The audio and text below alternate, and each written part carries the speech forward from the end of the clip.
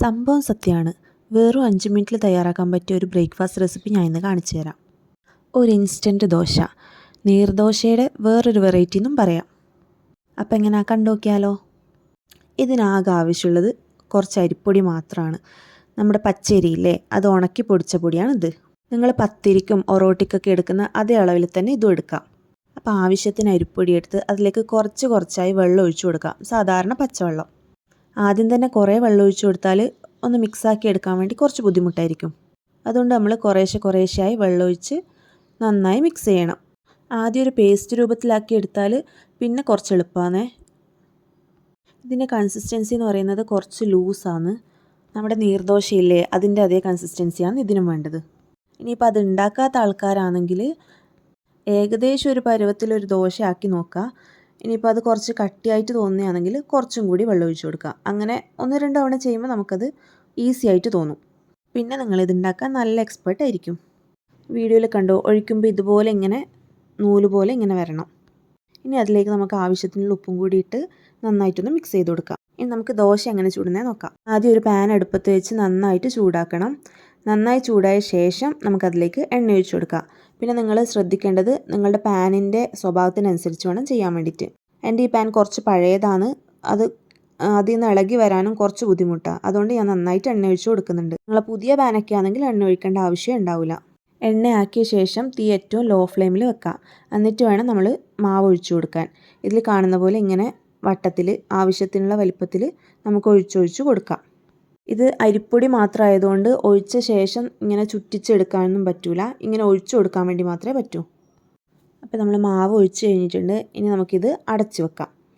അടച്ച് വെച്ച ശേഷം തീ ഏറ്റവും ഹൈ ഫ്ലെയിമിൽ വെച്ച് കൊടുക്കാം. ഇനി ഒരു 30 സെക്കൻഡ് 40 സെക്കൻഡ് അത്രയും സമയം മതിയാവും. ആ സമയത്തിനുള്ളിൽ ഇത് റെഡി ആയിട്ടുണ്ടാവും. മൂടി തുറന്ന് നമുക്കിനി ഇത് സാധാരണ ദോശ എടുക്കുന്ന പോലെ എടുക്കാം. കണ്ട, ഈസി ആയിട്ട് വന്നിട്ടുണ്ട്. നമ്മുടെ ദോശ റെഡി ആയിട്ടുമുണ്ട്. ഒന്നും കൂടെ കാണിച്ചു തരാം. തീ ഹൈ ഫ്ലെയിമിൽ വെക്കുക, എണ്ണ ആക്കി കൊടുക്കുക. അത് കഴിഞ്ഞ് തീ ലോ ഫ്ലെയിമിൽ വെക്കുക. പിന്നെ നമുക്ക് ആവശ്യത്തിനുള്ള വലുപ്പത്തിൽ മാവ് ഒഴിച്ചു കൊടുക്കാം. അത് കഴിഞ്ഞ് അടച്ച് വെച്ച് തീ ഹൈ ഫ്ലെയിമിൽ വെച്ച് ഒരു 30-40 സെക്കൻഡ് വേവിച്ചെടുക്കാം. പിന്നെ തുറന്ന് സാധാരണ പോലെ എടുക്കുക.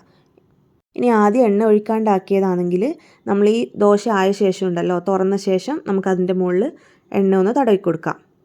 ആവശ്യമുണ്ടെങ്കിൽ നിങ്ങൾക്കിത് മറിച്ചു വിടാം കേട്ടോ. ഞാൻ ഇതിൻ്റെ കൂടെ ഒരു ചട്നി കൂടെ കാണിച്ചു തരാം.